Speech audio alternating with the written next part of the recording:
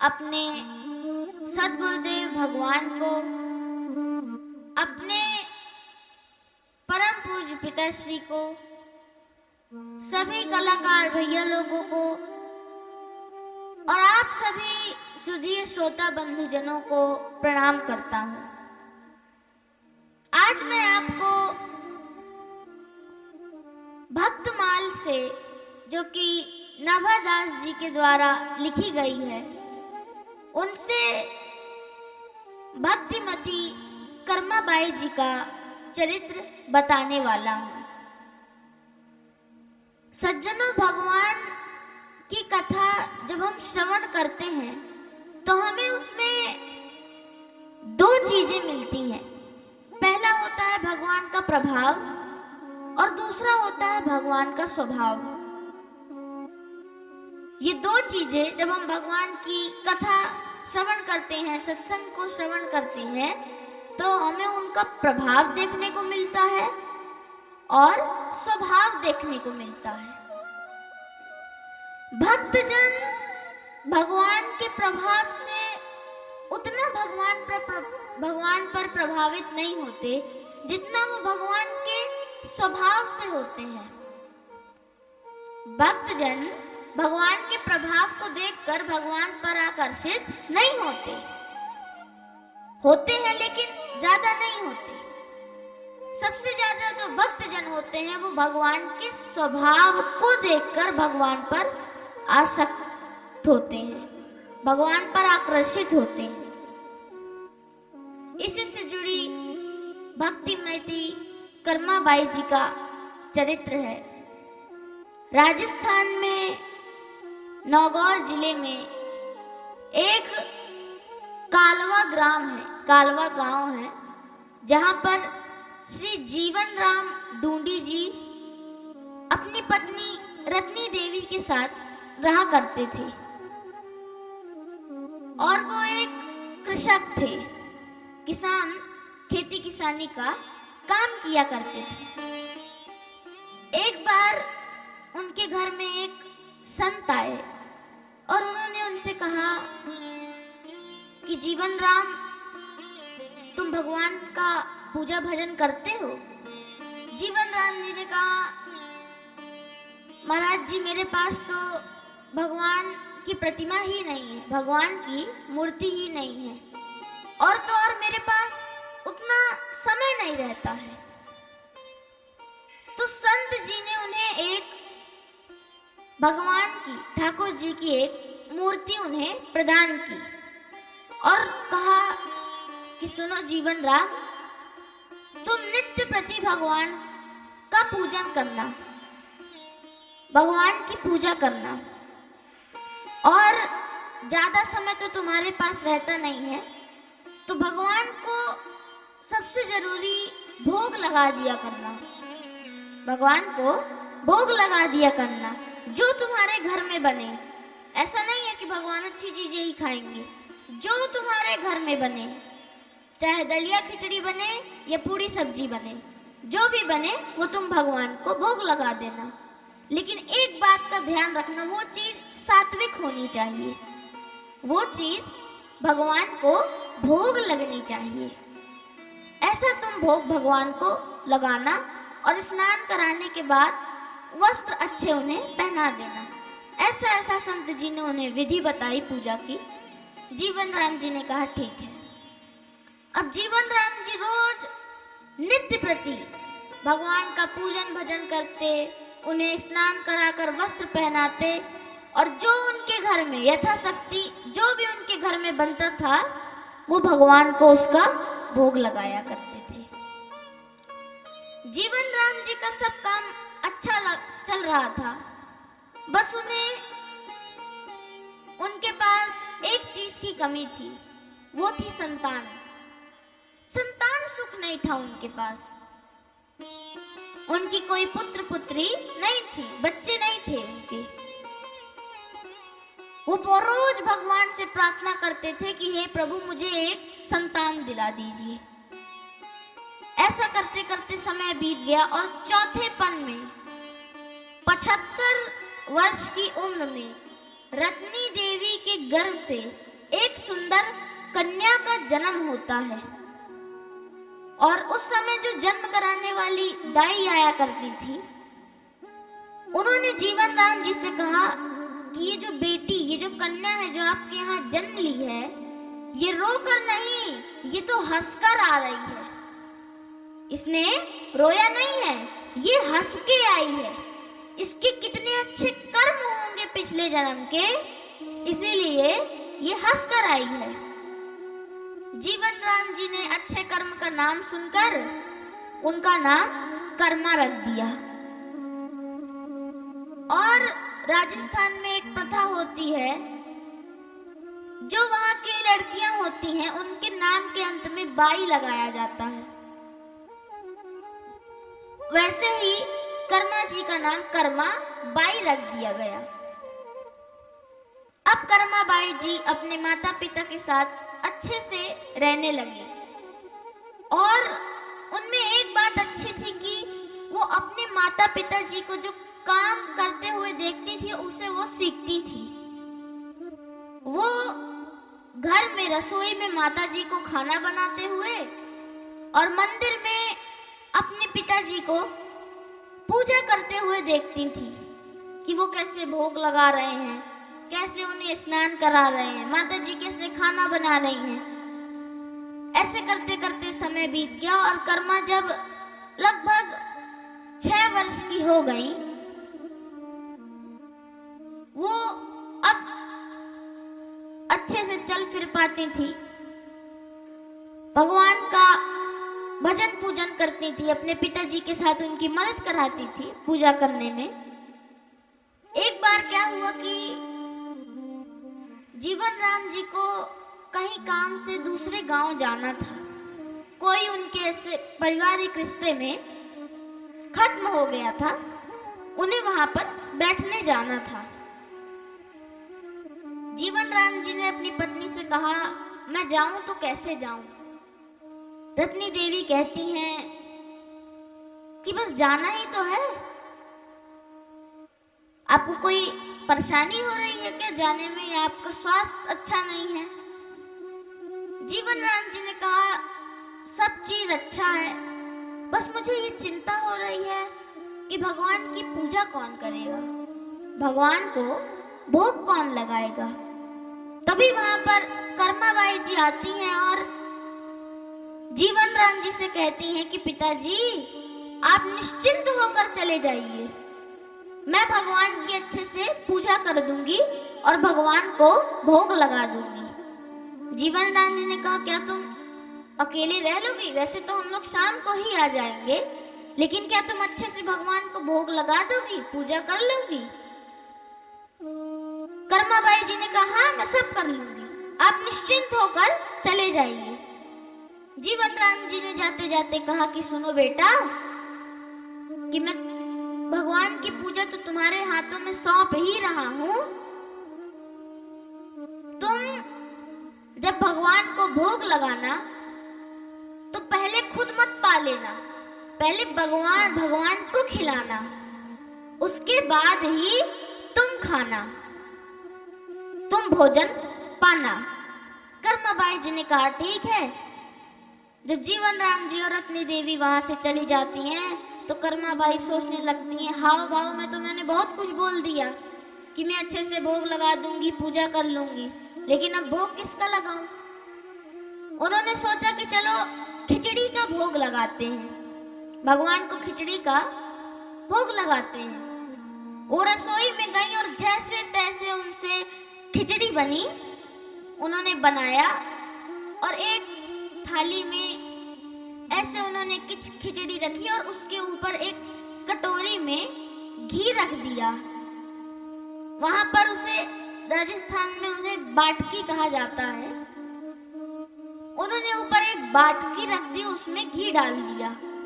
खिचड़ी में भी घी डाला था, लेकिन उन्होंने सोचा कि अगर भगवान को कमी हो गई तो, भगवान को अगर कहीं कम लग गया तो वो पा लेंगे। एक थाली के उसी के ऊपर जहां खिचड़ी रखी थी, उन्होंने कटोरी में घी डाल के रख दिया।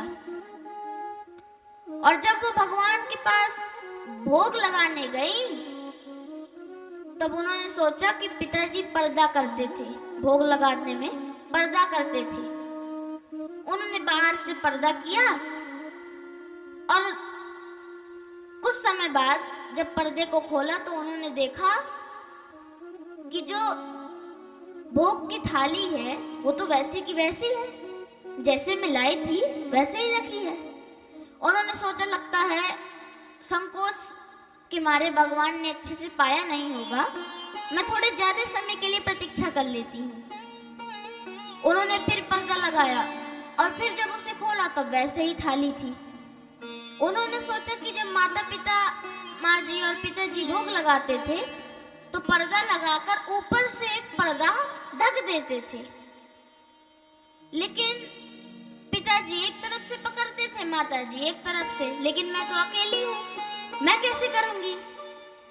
तो कर्माबाई जी ने जो लहंगा पहना था उस लहंगे को उन्होंने भगवान के ऊपर रख दिया। वहीं पर खिचड़ी की थाली थी और ऊपर से भगवान के ऊपर उन्होंने ढक दिया था। उन्होंने सोचा अब भगवान पा लेंगे, लेकिन भगवान फिर नहीं पाए। बहुत प्रतीक्षा की उन्होंने। कर्माबाई जी ने सोचा कि भगवान तो पा ही नहीं रहे हैं, अब मैं यहाँ से चली ही जाती हूँ। पिताजी की डांट खाने से अच्छा वो मुझे डांटेंगे, बोलेंगे कि तुमने भगवान को अच्छे से भोग नहीं लगाया है, उन्हें पवाया नहीं है। मैं यहाँ से चली जाती हूँ और नदी में कूद के अपने प्राण दे दूंगी। कर्मा जी का भाव तो देखो कि जब तक भगवान ने नहीं पाया तो वो भूखी रही, उन्होंने भोग प्रसाद नहीं पाया और अब भगवान के लिए वो नदी में कूदने जा रही हैं कि मेरे भगवान ने भोजन नहीं किया है। वो जैसे ही नदी में कूदने जाने लगी तो पीछे से किसी ने उनका लहंगा पकड़ा और जब उन्होंने पीछे मुड़ के देखा तो वहां पर साक्षात भगवान थे।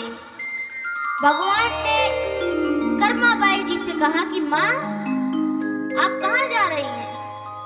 मुझे भोजन प्रसाद पवाइए, मुझे बहुत भूख लग रही है। कर्माबाई जी ने कहा इतने देर बाद आए हो, चलो कोई बात नहीं, मैं तुमको अभी भोजन पवाती हूँ। कर्माबाई जी उन्हें भोजन पवाने लगी और जब भगवान खा रहे थे तो थोड़ा थोड़ा जब गिर रहा था तो उन्होंने उन्हें डांटा कि वैसे ही तुम इतनी देर से आए हो और तुम्हें खाना खाना भी नहीं आता। देखो पूरे कपड़े में तुमने गिरा दिया है, नीचे गिरा दिया है, मैं तुमको अपने हाथों से खिलाती हूँ। कर्माबाई जी ने उन्हें अपने हाथों से खिलाया और भगवान ने कहा कि माँ मेरा पेट भर गया है, अब आप भी पालो। कर्माबाई जी ने भी वही भोग प्रसाद पा लिया। आइए हम सभी एक भजन को श्रवण करते हैं।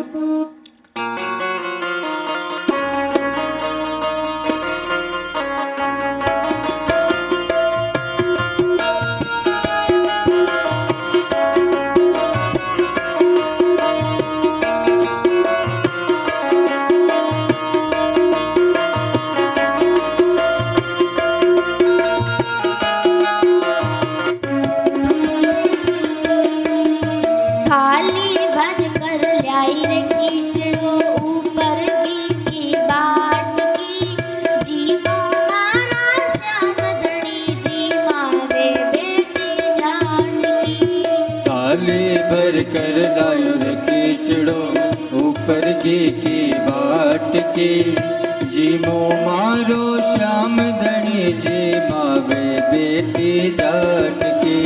थाली भर कर लाई रे कीचड़ो ऊपर की बाट की, जीमो मारा श्याम धनी जी मावे बेटी जाट की। थाली भर कर लायो रे कीचड़ो ऊपर की बाट की, जी मारो श्याम दड़े जी मावे बेटी जाट की।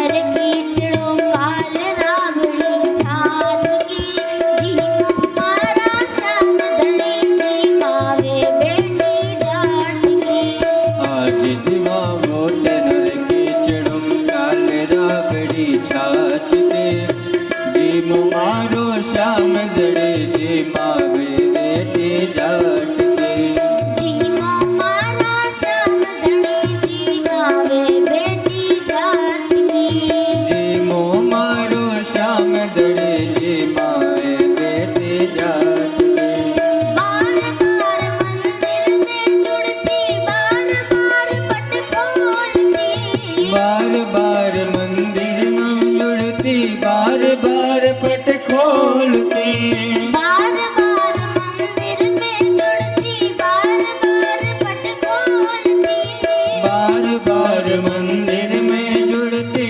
बार बार पट खोलती कैया कोनी जी मोर मोहन करनी करनी बोलती कैया कोई जी मेरे मोहन करड़ी करड़ी बोलती आज तू जी में तो मैं भी जीमूं तू जी में तो जद मैं जीमूं तू जी में तो मैं भी जीमूं मानो न कोई लाट की जीमो मारा श्याम धनी जी नावे बेटी जाट की जीमो मारो श्याम दड़ी जी मावे बेटी जाट के जीमो मारा श्याम धनी जी मावे बेटी जाट की जीमो मारो श्याम दड़ी जी मावे बेटी जाट के भक्ति हो तो कर्मा जैसी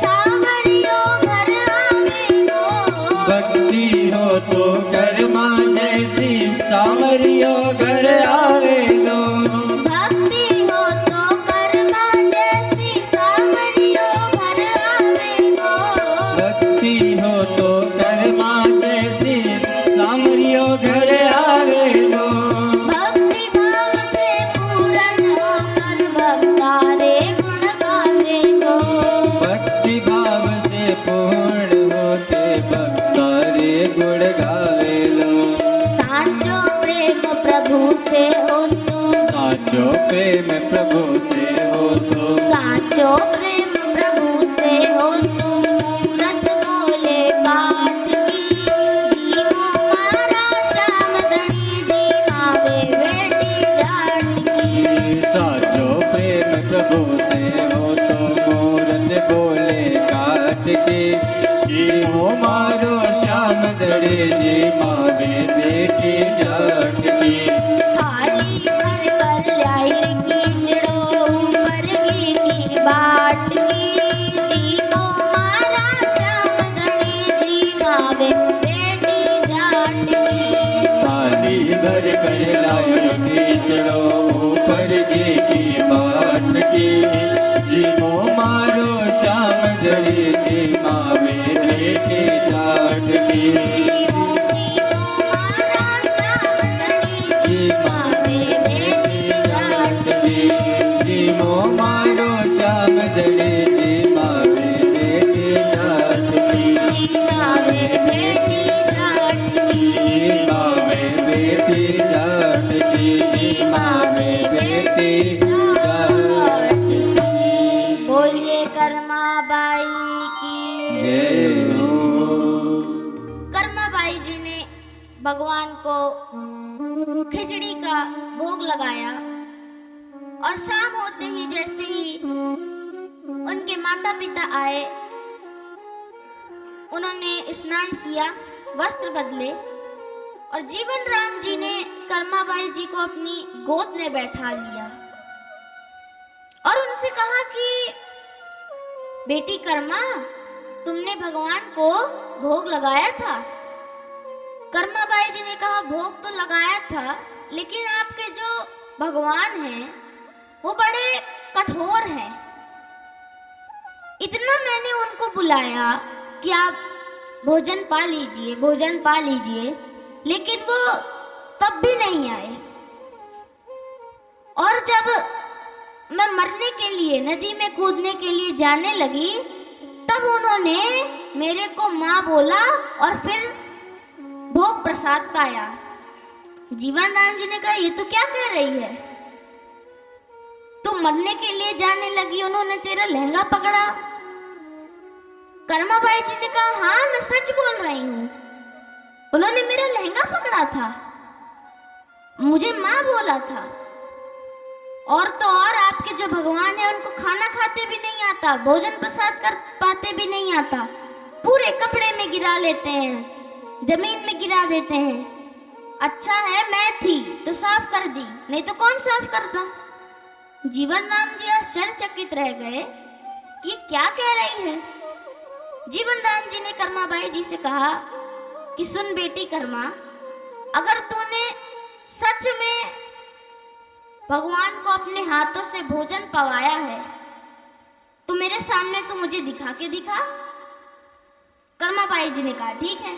फिर से कर्माबाई जी ने खिचड़ी बनाई, उसी तरह थाली में उन्होंने खिचड़ी परोसा, ऊपर घी की बाटकी रखी और भगवान के पास ले गई और बोलने लगी कि जल्दी जल्दी से भोजन प्रसाद पाइए।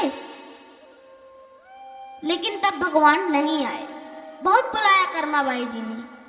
कर्माबाई जी ने उनसे कहा कि आप मेरे माँ बाप के सामने मुझे झूठा साबित करना चाहते हैं, आइए नहीं तो मैं नदी में कूद के मर जाऊंगी। धमकी दी भगवान को। और भगवान फिर से वहीं साक्षात प्रकट हो जाते हैं और कर्माबाई जी उनके माँ बाप के सामने भोजन पाने लगते हैं। जीवन राम जी ने रत्नी देवी से कहा कि इतने साल हो गए, इतने वर्ष बीत गए, इतनी पूजा पाठ की मैंने, लेकिन तब भी भगवान नहीं आए। लेकिन इस 6 साल की लड़की ने भगवान को बुला लिया। ये तो बहुत बहुत अजीब बात है। भगवान ने कर्माबाई जी से कहा कि माँ, पहले तो तुमने मुझे अपने सामने बुलाया, अब अपने माँ बाप के सामने बुलाई हो, अब गांव वालों के सामने मत बुलाने लगना। ये बात हम चारों के बीच में ही रहनी चाहिए। कर्माबाई जी ने कहा ठीक है। अब रोज कर्माबाई जी भगवान को खिचड़ी का भोग लगाया करती थी, उन्हें अपने हाथों से भोग प्रसाद पवाया करती थी। धीरे धीरे समय बीतते गया और जब कर्माबाई जी की उम्र 11 वर्ष की थी, तब राजस्थान के अलवर जिले में एक साहू परिवार में उनका विवाह हुआ। कर्माबाई जी का विवाह हुआ एक साहू परिवार में। अब यहाँ से कर्माबाई जी के जीवन में धीरे धीरे अंधेरा छाने लगा। कर्माबाई जी के पास अब कई दुख आ गए, कई दुखों का उन्हें सामना करना पड़ा। अभी हम कथा में श्रवण करेंगे कि जब कर्माबाई जी का विवाह हुआ तो 1 साल के अंदर ही उनके पति का देहांत हो गया। अब कर्माबाई जी अकेले रहने लगी और जब उनके माता पिता को ये बात पता चली तो ये सोचते सोचते इस दुख में भी उनके माता पिता का देहांत हो गया। अब कुछ नहीं बचा था कर्माबाई जी के पास। उनके सास ससुर घर वाले भी उन्हें बहुत कोसा करते थे कि जब से ये आई है तो हमारा बेटा चला गया है। बहुत कोसा करते थे कर्माबाई जी को। कर्माबाई जी बहुत दुख में जी रही थी। लेकिन अब आगे हम जब कथा में श्रवण करेंगे तो उनके जीवन में अब एक ऐसा मोड़ भी आएगा जहां पर वो भगवान को प्राप्त हो जाएंगी। कर्माबाई जी जब नदी से पानी भरने जा रही थी, नदी में पानी भरने जा रही थी, पानी भरते भरते उनके पैर में कोई चीज आके टकराई। उन्होंने जब उसे उठा के देखा तो वो मूर्ति जैसे थी, लेकिन उस मूर्ति के हाथ नहीं थे। जी ने सोचा कि लगता है किसी के यहाँ ये मूर्ति टूट गई होगी और उसने इसे जल में प्रवाहित कर दिया है। जब वो उस मूर्ति को एक संत जी को दिखाई तो संत जी ने कहा कि बेटी, ये तो जगन्नाथ भगवान की मूर्ति है।